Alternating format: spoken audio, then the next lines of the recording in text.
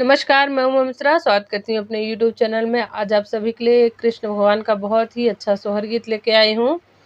कृष्ण के लूटूर लूटूर बरवा लूटूरिया भला सोहई लूटूरिया भला सोहई हो रामा लूटूरी में कही बिराज देखत निक लागई देखत निक लागई हो।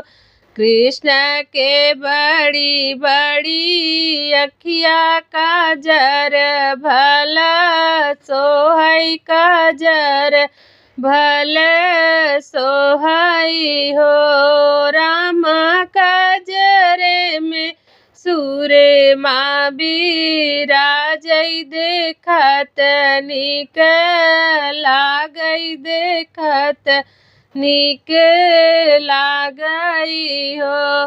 कृष्ण के छोटे छोटे पौआ पायल भला सोहई पायल भला सोहई हो रामा पायले में घुंघरू बिराजई देखत निक लागई देखत निक लागई हो।